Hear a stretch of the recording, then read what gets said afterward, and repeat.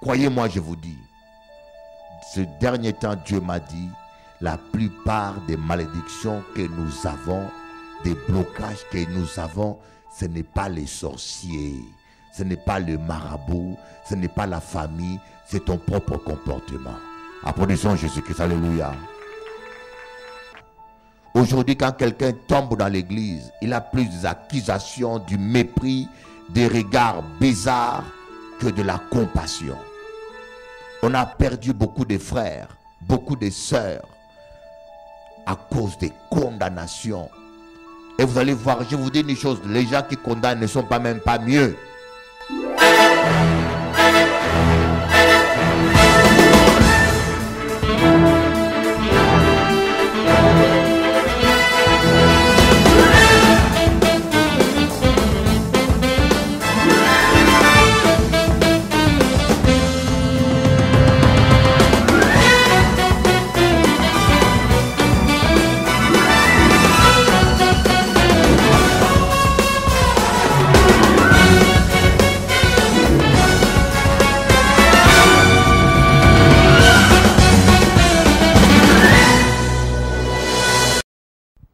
Mais aujourd'hui, je ne parle pas de ça. Aujourd'hui, je parlerai de jugement. Juger. La Bible dit, ne jugez pas afin de ne pas être jugé. Je veux que tout le monde prenne sa Bible. On va beaucoup lire la parole de Dieu. Et ce message, je veux le travailler pour Canal 10.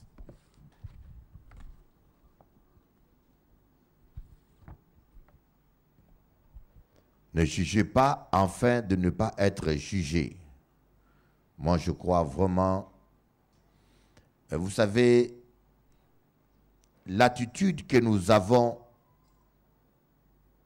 peut nous bloquer. L'attitude que nous avons, le comportement que nous avons peut nous bloquer. Et ça peut même amener Dieu à changer d'avis. Et croyez-moi, l'apôtre Jacques, dans tout son livre, il a parlé que de la langue presque. La langue.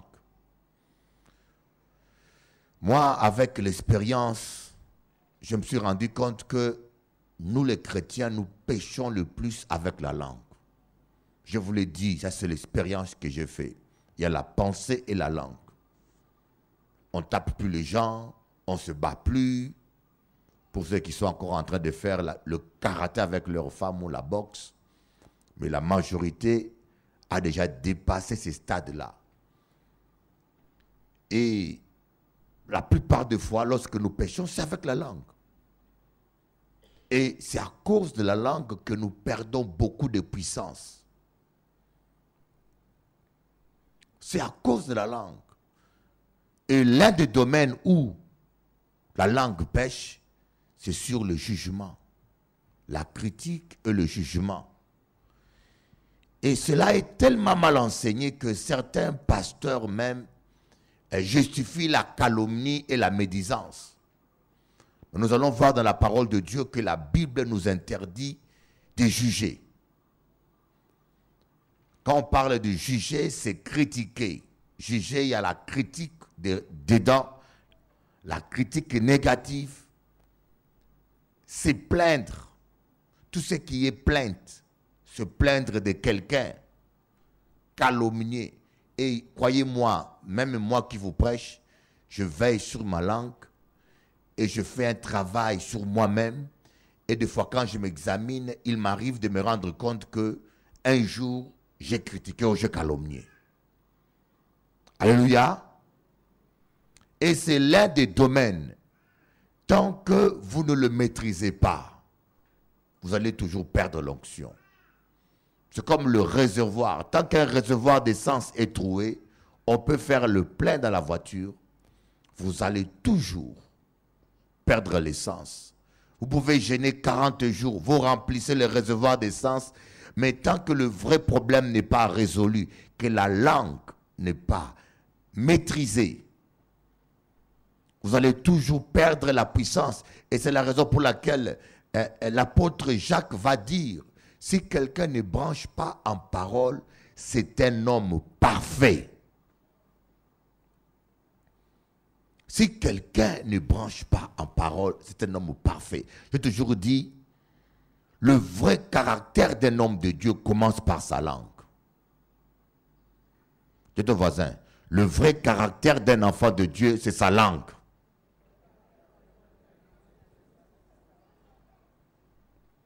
Les gens qui parlent trop ne manquent jamais de péché. Et même quelqu'un qui parle trop ne peut même pas être diacre ni ancien. Parce qu'il va répéter les secrets de l'église, le conte de l'église, les problèmes de l'église dans sa famille, même avec les païens. Si tu arrives à sanctifier ta langue, pourquoi l'apôtre Jacques dit de la même bouche ne peut sortir l'eau douce et l'eau amère? Donc de la même bouche, autrement dit, on peut dire, de la même bouche ne peut sortir la parole de puissance qui bénit et la parole de puissance qui maudit. Je vous donne seulement un exercice. Faites une semaine sans parler mal d'aucune personne, sans dire aucun mot de travers. Et puis allez devant quelqu'un qui est possédé. Dites simplement au nom de Jésus. Vous allez voir vous-même. Vous allez dire, mais Dieu m'utilise comme le bishop Élie. C'est ça que les gens ne comprennent pas. Les gens pensent que moi j'ai plus du Saint-Esprit que vous. Le Saint-Esprit est une personne. Ce n'est pas de l'huile. Le Saint-Esprit, sa manifestation est comparée à de l'huile. Ses attributs est comparé à une colombe. Mais le Saint-Esprit est une personne. C'est la troisième personne de la Trinité. Donc, si je suis dans ta maison, je suis entièrement dans ta maison. Donc, le Saint-Esprit qui est en moi, il est en toi. Alléluia. Nous avons tous le même Saint-Esprit. Mais maintenant, c'est ta consécration. Consacre ta langue. Dieu va utiliser ta langue. Amen. Et l'un des domaines où nous péchons le plus, c'est avec la langue et sur le jugement. On va lire dans Jean chapitre 8. On va beaucoup lire la Bible aujourd'hui. Alléluia. On va beaucoup lire la Bible. Jean chapitre 8. Tout le monde la Bible là. À part les visiteurs qui ont vendu leur Bible. Je commence à lire verset 1. Je serai très rapide. Jésus se rendit à la montagne des Oliviers. Mais dès le matin, il alla de nouveau dans le temple et tout le peuple vint à lui. S'étant assis, il les enseignait. Alors les scribes et les pharisiens amenèrent une femme surprise en adultère. Et la plaçant au milieu du peuple, ils dirent à Jésus, « Maître, cette femme a été surprise en flagrant délit d'adultère. Moïse, dans la loi, nous a ordonné de lapider de telles femmes. Toi donc, que dis-tu? » Il disait cela pour l'éprouver, afin de pouvoir l'accuser. Mais Jésus, s'étant baissé, écrivait avec le doigt sur la terre. Comme il continuait à l'interroger, il se releva et leur dit, « Que celui de vous qui est sans péché jette le premier la pierre contre elle. » Et s'étant de nouveau baissé, il écrivait sur la terre. Quand ils entendirent cela, accusés par leur conscience, ils se retirèrent un à un, depuis le plus âgé jusqu'au dernier. Et Jésus resta seul avec la femme qui était là au milieu. Alors, s'étant relevé et ne voyant plus que la femme, Jésus lui dit, « Femme, où sont ceux qui t'accusaient? Personne ne t'a-t-il condamné? » Elle répondit, « Non, Seigneur. » Et Jésus lui dit, « Je ne te condamne pas non plus, va et ne pêche plus. » Voyez, nous devons marcher sur les traces de Jésus. Il y a une femme qui a été prise en flagrant d'adultère. Et vous savez, depuis l'Ancien Testament, le péché sexuel, les vices sexuels. Le diable a toujours utilisé la sexualité pour détruire. Vous allez voir même dans les cérémonies satanistes, dans toutes les vraies cérémonies satanistes, il y a la pratique de l'orgie. Ces gens se livrent à des actes sexuels impurs. Et pourquoi? Parce que la sexualité, c'est quelque chose qui est sacré, que Dieu a instauré dans le mariage.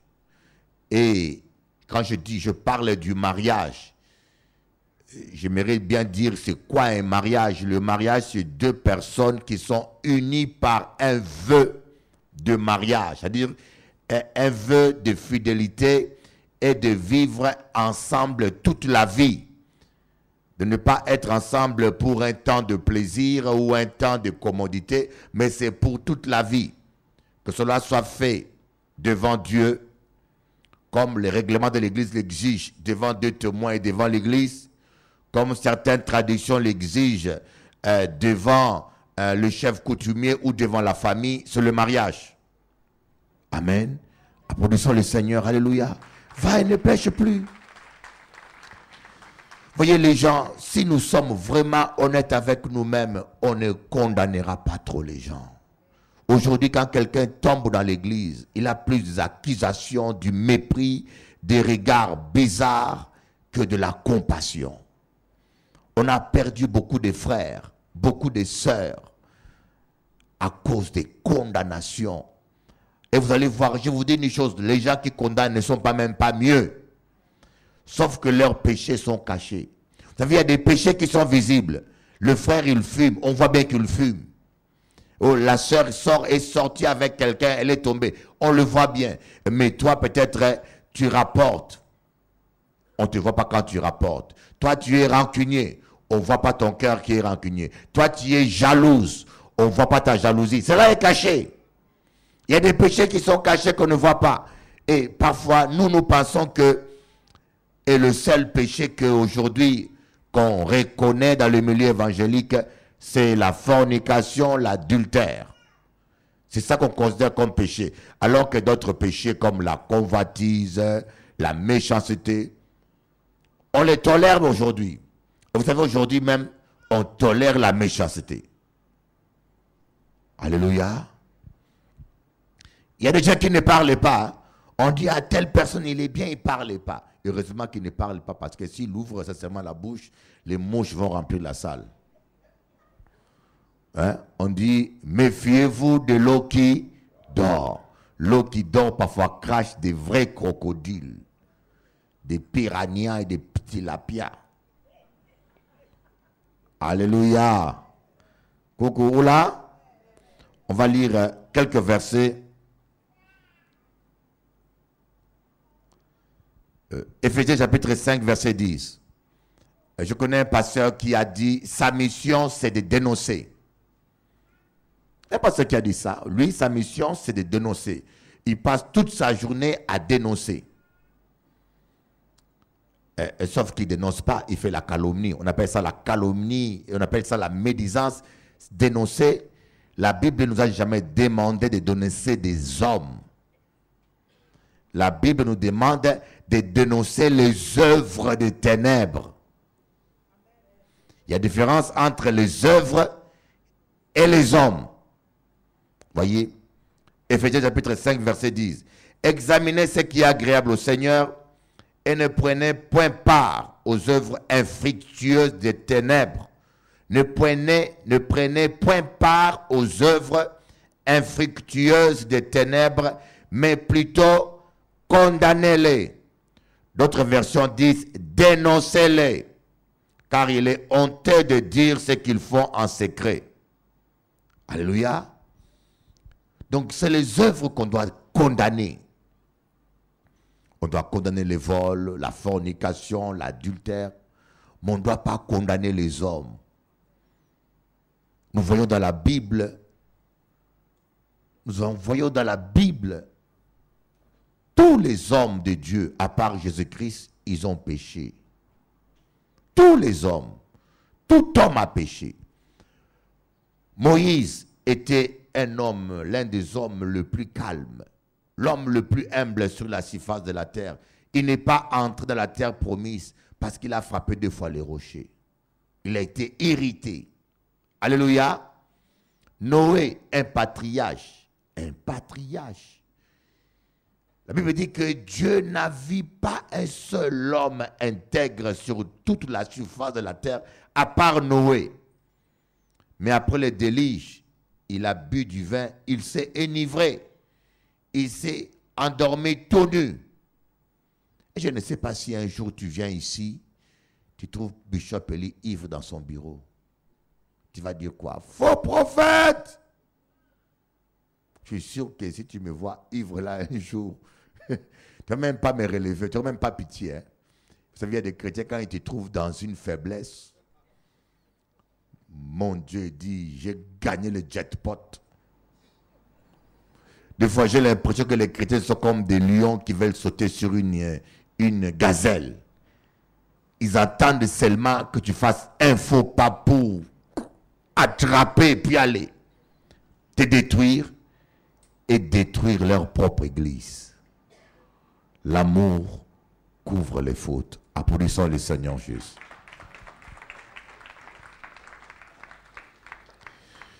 Il y a différence entre quelqu'un qui s'enivre accidentellement et quelqu'un qui est un ivrogne. Hein? Je ne suis pas en train de défendre l'ivrognerie. Noé s'est enivré une fois. Alléluia. Et parce qu'après le déluge, imaginez-vous, toute la terre meurt. Tout le monde meurt. Même tes amis, tes cousins. Il reste que ta famille restreinte. Tu vas commencer à t'ennuyer. C'est dur à digérer. Imaginez-vous, vous venez à l'église, tout le monde à l'église meurt. Vous vous retrouvez seul, avec votre femme, avec vos enfants. Même si tu es fort spirituellement, tu peux craquer. Et Noé a craqué. Alléluia. Nous voyons David, un homme selon le cœur de Dieu. Je ne sais pas qu'est-ce qu'on aurait dit de David aujourd'hui. David. Les autres sont allés en guerre.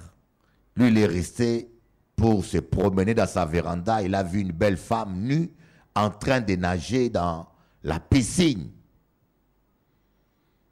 Et c'est là qu'il va tomber. Alléluia. Et David va tomber dans ce péché. Vous savez, un péché attire un autre. On commet la fornication, on veut cacher, et puis on tombe dans le mensonge. Et le mensonge, les mensonges, des fois, on n'arrive pas à tout cacher et on va jusqu'au meurtre. Vous vous rendez compte, David va jusqu'à tuer. Mais quand David s'est repenti dans son palais, personne n'était là à part Nathan. Voyez, vous ne savez pas quand est-ce que quelqu'un peut se repentir. Coucou. Vous ne savez pas, mes frères. Quelqu'un ne peut pas écrire sur sa voiture, je me suis repenti hier, pour que tu puisses te calmer. Quelqu'un ne va pas écrire sur Facebook, écoutez, hier soir, j'ai demandé pardon à Dieu. C'est écrit où que quelqu'un doit annoncer obligatoirement sa repentance publiquement. Quelqu'un peut se repentir, il reconnaît qu'il a dérapé, il s'est mis à genoux, il s'est repenti. Mais toi, tu n'as pas vu ça. Mais tu l'as vu seulement quand il a péché. Et tu commences à répéter son péché tout le temps alors que Dieu a déjà effacé et oublié. Et pendant que tu continues à répéter, tu es simplement en train de t'amasser une malédiction. Croyez-moi, je vous dis, ce dernier temps, Dieu m'a dit, la plupart des malédictions que nous avons, des blocages que nous avons, ce n'est pas les sorciers, ce n'est pas le marabout, ce n'est pas la famille, c'est ton propre comportement. Applaudissons Jésus-Christ, alléluia. Je sais de quoi je vous parle. La plupart des problèmes nous avons. Parce que vous voyez, le frère Pierrot, vous le voyez dans un problème et vous commencez à parler. Mais s'il s'est repenti, mais si nous regardons la parole de Dieu, toute langue qui se lèvera contre toi sera condamnée. C'est écrit dans la parole de Dieu. Donc toi-même, tu es en train de te condamner. Et des fois, nous ne comprenons pas. On est chrétien, la vie n'avance pas. On est chrétien, la situation est compliquée. On est chrétien, oh. On dit, mais où est le Seigneur? Mais Dieu est juste. Même s'il t'aime, il ne peut pas te protéger injustement. Qui sème le vent récolte la tempête. Qui tue par l'épée périra par l'épée. On va lire le livre de Matthieu chapitre 7. À partir du verset 1 jusqu'au verset 5. Ne jugez point afin que vous ne soyez point jugés.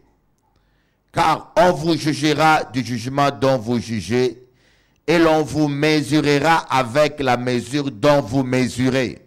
Pourquoi vois-tu la paille qui est dans l'œil de ton frère, et n'aperçois-tu pas la poutre qui est dans ton œil? Ou comment peux-tu dire à ton frère, laisse-moi ôter une paille de ton œil, toi qui as une poutre dans le sien? Hypocrite, ôte premièrement la poutre de ton œil, et alors tu verras comment ôter la paille de l'œil de ton frère. Amen. Ne jugez point, afin que vous ne soyez point jugés. Un frère a dit, ah, moi je ne vais jamais dans les discothèques.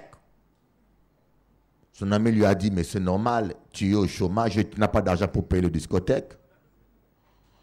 Mais moi, par contre, je suis tenté, j'ai le moyen d'y aller et j'y vais pas. Mais toi, le jour où tu auras le travail, tu auras beaucoup d'argent, cela on verra si tu iras aux discothèques ou pas. Alléluia. Vous voyez, des fois, c'est tellement facile de juger. Mais nous ne sommes pas tous dans les mêmes conditions. Amen. Nous ne sommes pas tous dans les mêmes conditions.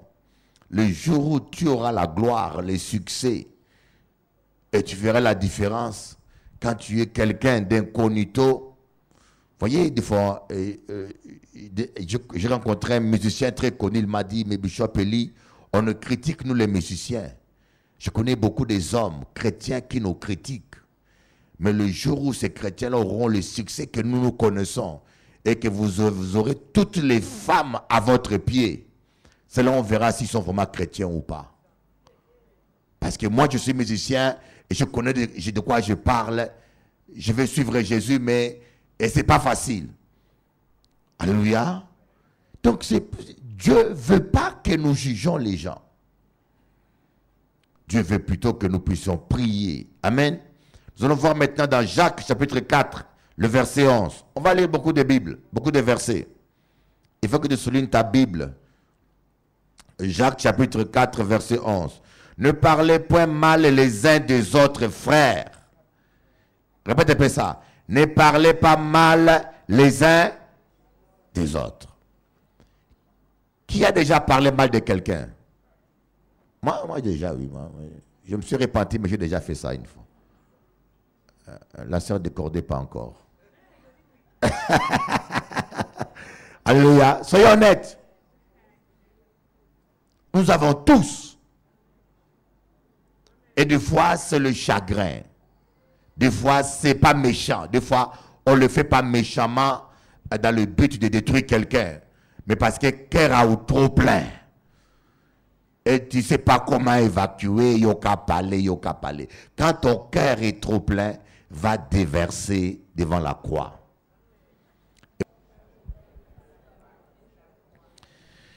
Jacques 4, verset 11 dit, ne parlez point les uns mal les uns des autres, frères. Que cela soit, il y a des chrétiens, que cela soit vrai ou pas vrai.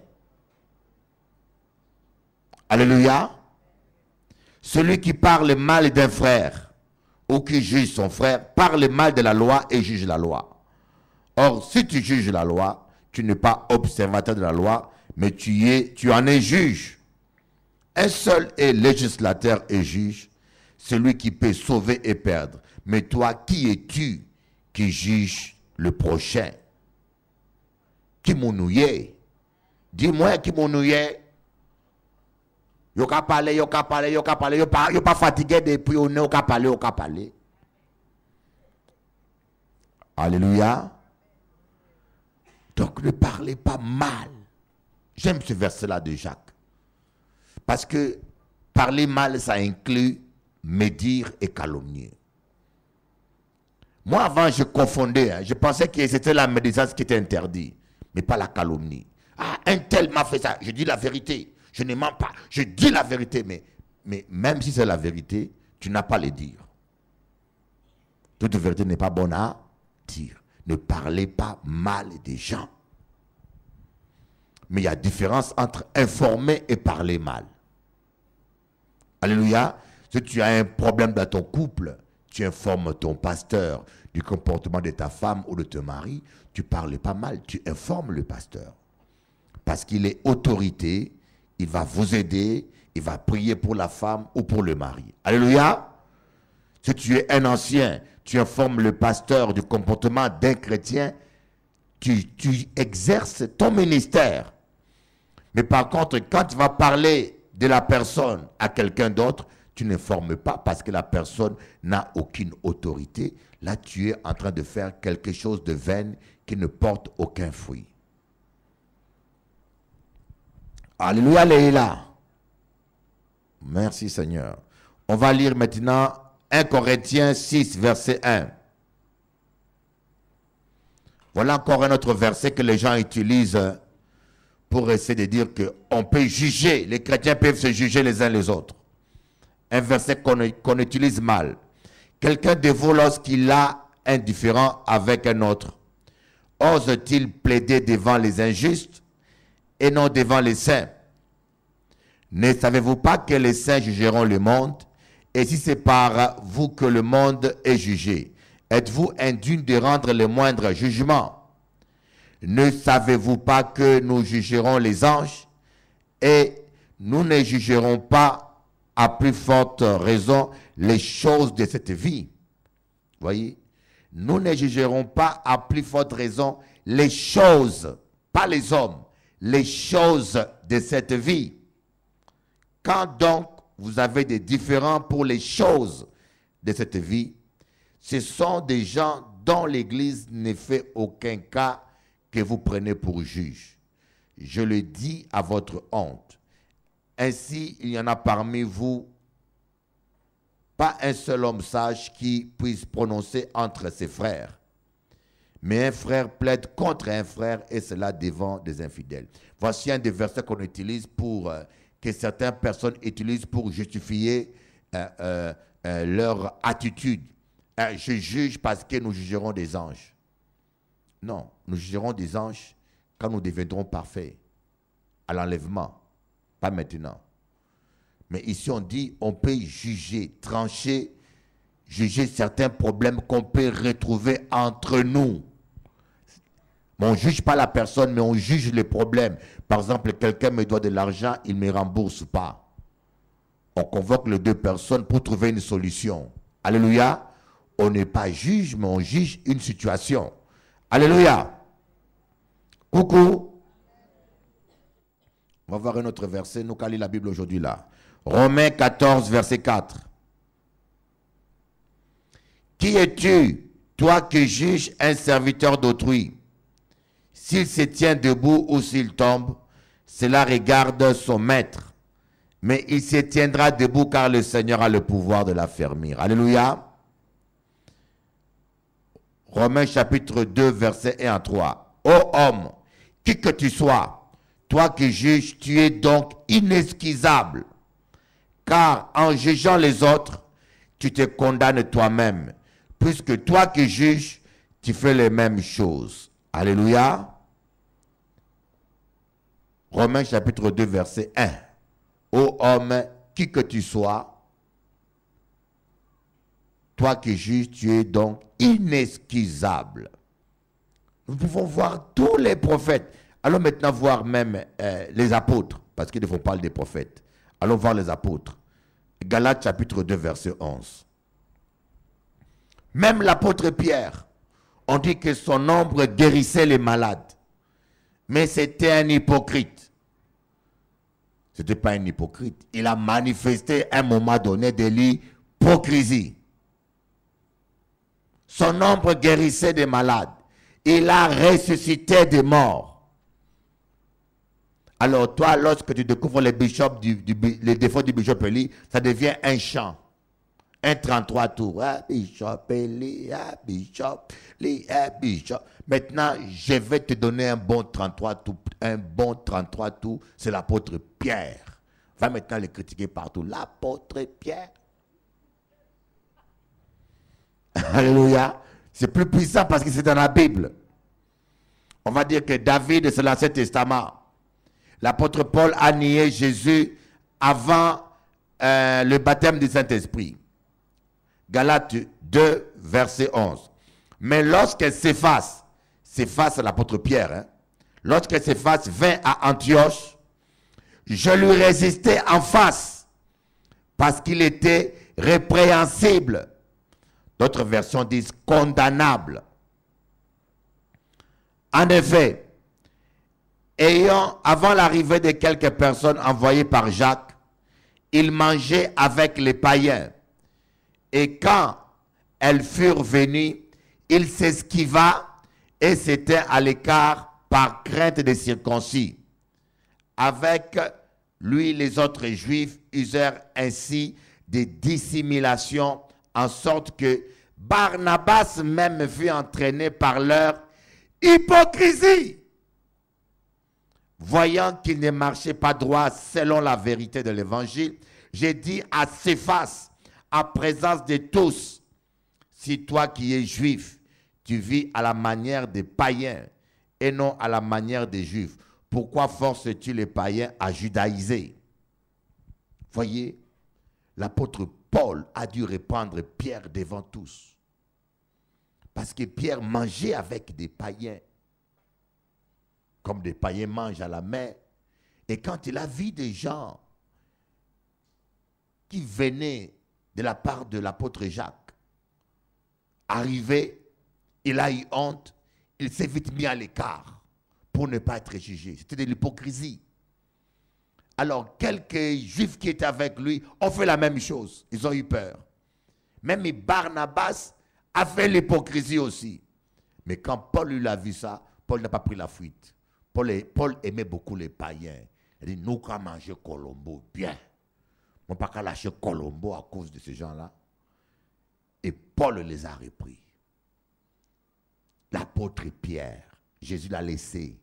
C'était le pasteur principal de l'église de Jérusalem. Et pourquoi toi tu veux que moi je sois parfait, ou que la sœur soit parfaite, ou que le frère soit parfait? Et lorsque tu découvres son défaut, tu en fais une musique que tu vas répéter à tout le monde. Applaudissons le Seigneur Jésus. Alléluia. Et nous allons voir aussi, ici c'est Pierre. Maintenant, Paul lui-même aussi a eu des problèmes. Actes chapitre 15, verset 37. Paul lui-même aussi, division. Il n'y a pas que nous qui faisons la division. Même Paul aussi a eu sa division. Coucou. Mais sauf que Paul s'est rattrapé. Alléluia. Mais yo pas rattrapé yo. Barnabas voulait amener aussi Jean, surnommé Marc. Mais Paul jugea plus convenable de ne pas prendre avec celui qui les avait quittés depuis la Pamphylie et qui ne les avait point accompagnés dans leur œuvre. Ces dissentiments furent assez vifs. Dissentiments vifs. Moi, je parti avec eux. Ou pas prendre. Laissez-moi partir avec Marc. Ou ne peut pas partir avec eux. On dit c'était vif. Tu vas comprendre. Tu comprends ce que ça veut dire dissentiments vifs. Donc, ce n'était pas quelque chose de... Écoutez, tu pars pas avec lui. Ah, mais non, moi, je pars avec toi. C'était pas quelque chose de... C'était vif. Comme on dit, tranché vif. Il y a eu 10 sentiments. Ces 10 sentiments furent assez vifs pour être cause qu'ils se séparent l'un de l'autre. Et Barnabas prend Marc avec lui, s'embarqua pour l'île de Chypre. Paul fit choix de Silas est parti, recommandé par les frères à la grâce du Seigneur. Les deux étaient fautifs. Paul et Barnabas, c'est Dieu qui les avait réunis. Par prophétie. Dieu a dit, mettez-moi à part Paul et Barnabas pour l'œuvre à laquelle je les ai appelés. Mais Dieu a dit Paul et Barnabas. Il y a toujours la tête. Barnabas devait se soumettre à Paul. Même s'il jugeait que Paul avait tort, il devait se soumettre à Paul. Parce que Paul était le leader. Mettez-moi Paul et Barnabas. C'était Paul qui avait l'onction, le leader. Même s'il avait tort, parce que Paul a jugé bon que Marc ne les avait pas suivis et qu'il ne méritait pas de les accompagner. Mais Barnabas n'avait pas le même avis. Vous voyez, il peut arriver à deux personnes de ne pas avoir le même avis. Mais il faut respecter l'autorité. Il ne peut pas avoir deux chefs dans la maison. Et Paul, la Bible dit, Paul est parti recommandé par des frères. Mais le résultat, après cela, la Bible ne parle plus de Barnabas. Même Dieu lui-même a ignoré Barnabas. Vous allez voir, lisez la Bible. Nulle part on dit que Barnabas et Silas ont prié pour un malade. La Bible ne parle pas des voyages de Barnabas avec Silas et avec Marc. Mais la Bible continue à parler de Paul et de Silas. Parce que c'était Paul le responsable. Applaudissez le Seigneur juste.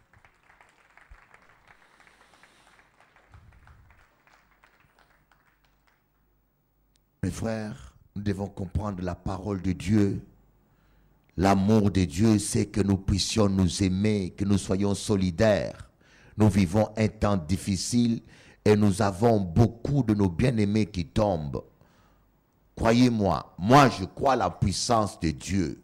Je crois que Dieu peut redresser tout le monde. Il faut briser cela, le jugement, juger selon l'apparence. Et même ici, quand tu aurais vu ton frère dans le péché, va le voir, répands-le. Avec amour, ma soeur, non, qu'est-ce que tu fais là? Arrête. Alléluia. Aussi, pas de courage, tu intercèdes. Aussi, dossier là trop lourd, tu appelles le responsable spirituel pour qu'on puisse aider la personne. Ça s'arrête là. Mais ne va pas parler au voisin, à la copine, à celui qui est derrière. Non. On se lève pour prier. Applaudissons fort le Seigneur Jésus. Gloire à Dieu.